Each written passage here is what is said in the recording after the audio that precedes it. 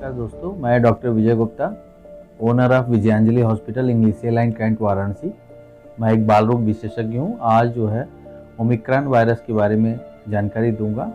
ये किस तरीके से हमारे इंडिया में तेज़ी से आ सकता है और इसकी क्या संभावनाएं हैं और हमें कैसे इनसे बचाव करना है, हमें क्या ध्यान रखना है ताकि हम अपने को और अपने परिवार को सुरक्षित रख पाएँ। देखिए, अभी जो प्रेजेंट सिनेरियो है, हमारे यहाँ मात्र 220 केसेस हुए हैं और लगातार केसेस ओमिक्रॉन के बढ़ते जा रहे हैं। हमने ऐसे डेंजरस वायरस को झेल लिया है ऑलरेडी। इनका जो सेकेंड हम लोग का वेव आया था पिछले बार अप्रैल में जून में, जो बहुत ही घातक था, डेल्टा वेरिएंट, और वो कई ज़िंदगी हम लोग को ले, लेकिन लगभग 80% से ज़्यादा लोगों के शरीर में उसकी एंटीबॉडी बनी और वो काफ़ी प्रोटेक्टिव है। प्लस इस समय जो हमारे पास जो वैक्सीनेशन हुआ है वो भी ऑलमोस्ट काफ़ी हद तक जो है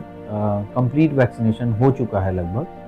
तो ये भी हम लोग को एक प्रोटेक्टिव मैकेनिज्म है कि एक तो एंटीबॉडी फॉर्मेशन नेचुरल वायरस से हुआ है हम लोग को, और दूसरा जो है ये वैक्सीन से। तो ऑलमोस्ट हम लोग काफ़ी हद तक प्रोटेक्टेड हैं। इसलिए मैं सबसे पहले ये बताना चाहूँगा कि आपको इससे बहुत ज़्यादा डरने की आवश्यकता, भयभीत नहीं होना है कि ऐसा नहीं है कि कुछ हो जाएगा। और क्योंकि ऐसा देखा गया है कि ओमिक्रॉन वायरस डेंजरस कम है, घातक कम है, मतलब ज़िंदगी को कम छीन रहा है। लोग वेंटिलेटर पे और एडमिशन कम हो रहा है, वेंटिलेटर पे कम जा रहे हैं। और ये केवल जो है एक सिंपल सर्दी जुकाम और बॉडी एक, या कह लीजिए कि शरीर में दर्द होगा, इस तरीके से आएगा और चला जाएगा।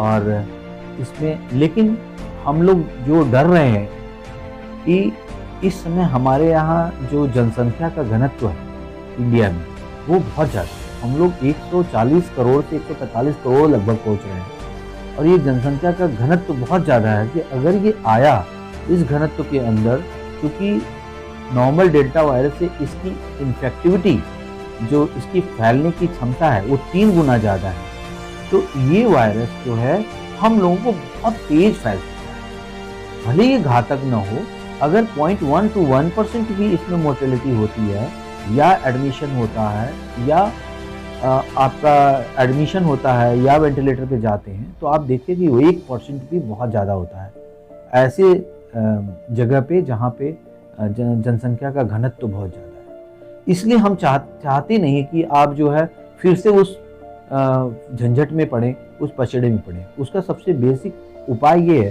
कि आप लोग को कोविड अप्रोप्रिएट जो बिहेवियर है, जो बनाया गया है, सिंपल मास्क लगाना, आइसोलेशन करना अपने आप को, और प्लस जो है एक डिस्टेंस मेंटेन करना, और प्लस जो लोग वैक्सीनेटेड नहीं हैं अभी तक, वो कृपया वैक्सीनेशन लगाएं। ये बहुत घातक है कि आप वैक्सीन रहते हुए भी वैक्सीनेटेड नहीं है। ऐसे लोगों पे जुर्माना लगाना चाहिए, क्योंकि आप ही अपने भाई बहन को और अपने बंधुओं को ये वायरस पहुंचाएंगे। और आप बाहर निकलें, आते समय हमेशा याद रखें कि आप अगर वैक्सीनेटेड नहीं हैं, मास्क नहीं लगाए हैं, सोशल डिस्टेंसिंग का ध्यान नहीं रख रहे हैं, तो ज़रूर जो है आप ओमिक्रॉन वायरस को अपने घर में ला रहे हैं।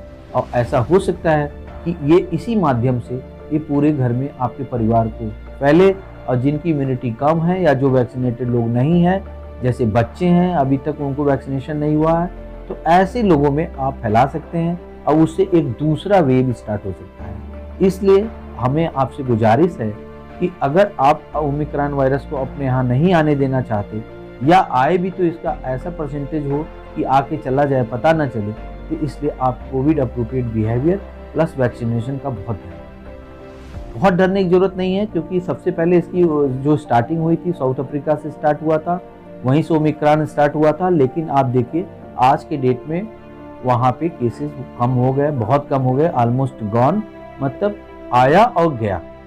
और यही आने वाले दिनों में भी यहाँ का भी रहेगा कि वो आएगा और चला भी जाएगा, आपको पता नहीं चलेगा। देखिए, अब आती है दूसरी बात कि अभी जो फैल रहा है, अभी अमेरिका में, ब्रिटिश में, और यूके में, और इजराइल में ये तेज़ी से फैल रहा है।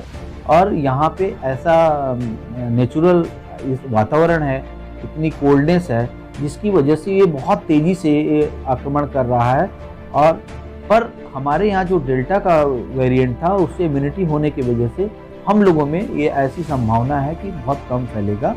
और अब एक चीज़ और हम बताना चाहेंगे आपको कि बूस्टर डोज की संभावना के बारे में हम बात करना चाहते हैं।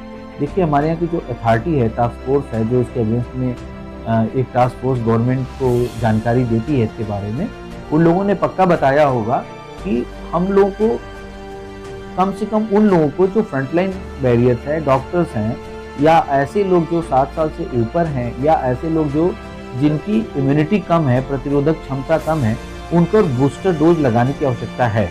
ऐसा देखा गया था कि कोविशील्ड में जो कोविशील्ड लगा है, उसका वैक्सीनेशन वीन ऑफ होने लगता है 3 महीने पे, और 6 महीने तक ऑलमोस्ट वीन ऑफ हो जाता है।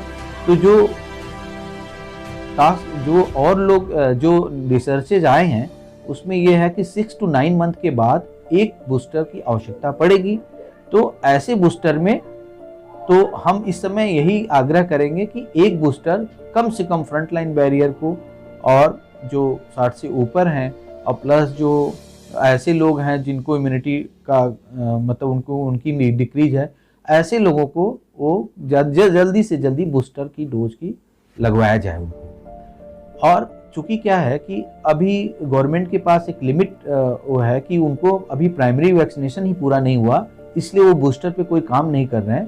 पर मुझे लगता है कि जो प्राइमरी वैक्सीनेशन होना था वो हो चुका है, या अब जो नहीं लगवा रहे उनको अब डोर टू डोर जाके लगवाएं। लेकिन फ्रंटलाइन वॉरियर्स जो हमारे पत्रकार बंधु हैं, डॉक्टर बंधु हैं, जो आपके ऐसे लोग हैं जो फ्रंट लाइन पे काम कर रहे हैं, सेना के लोग हैं, पुलिस के लोग हैं, उनको जल्दी से जल्दी रीवैक्सीनेट किया जाए, ताकि अगर एक बार ये वेव आता भी है तो ये लोग उसको झेल लें और हमको अलग से फिर से कर्फ्यू या लॉकडाउन ये सब ना लगाना। ऐसा देखा गया कि उत्तर प्रदेश में कल से अभी ये डिक्लेयर हुआ है कि नाइट कर्फ्यू लगाया जाएगा 25 तारीख से रात को 11 बजे से 5 बजे तक। ऐसा बोला गया कि अब लगाया जाए, गवर्नमेंट का ऑर्डर है, क्योंकि सेंट्रल गवर्नमेंट ने सभी स्टेट को ये ऑर्डर दिया है कि आप लोग अपने हिसाब से लॉकडाउन या जो भी है वो मेजरमेंट करें, ताकि वो ज़्यादा से ज़्यादा ये ओमाइक्रॉन ना फैले। दूसरी बात, इसका मेन मोटो ये है कि आप सजग रहें, आप अपने परिवार के, देश के बारे में सजग रहें और कोविड अप्रोप्रिएट बिहेवियर को मेंटेन करें। आपको मालूम है कि अब लॉकडाउन लग रहा है तो और ज़्यादा लगता जाएगा, जैसा कि दिख रहा है कि महाराष्ट्र और दिल्ली में केसेस बहुत आए। तो इस समय जो सबसे इम्पोर्टेंट चीज़ है हम लोगों के लिए, हम लोग क्या कर सकते हैं, हमारे पास जो हमको सिखाया गया इन 2 सालों में कि हमें अपना कोविड अप्रोप्रिएट बिहेवियर मेंटेन करना है, उसको पूरा मेंटेन करते हुए आगे चलना है। और अपने छोटे बच्चों को, जो 12 से 18 साल के बच्चे हैं, उनको वैक्सीनेशन के लिए जो भी वैक्सीनेशन अभी अप्रूव्ड हुई है उसको जल्दी से लगाने का कोशिश करें, क्योंकि 40 करोड़ बच्चे हैं हमारे यहाँ देश में। अब आज लगाना शुरू करेंगे तो उसमें भी समय लगेगा, क्योंकि ये बच्चे अब स्कूल जाना स्टार्ट कर दिए हैं, तो इनको संभावना है कि अब जो है इनको फैल सकता है।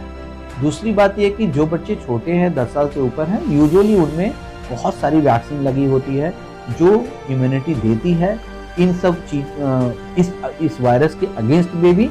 जैसे MMR वैक्सीन प्रूव्ड हुई थी कि MMR वैक्सीन जिसको लगा है, इन्फ्लुएंजा वैक्सीन जिसको लगा है, BCG जिसको लगा है, ये तीनों वैक्सीन ऐसे हैं जो लेस देन 5 ईयर या 10 ईयर तक के बच्चों को एक इम्यूनिटी प्रोवाइड करते हैं, जो इनमें लड़ने से संभावना, कोविड होने की संभावना कम है।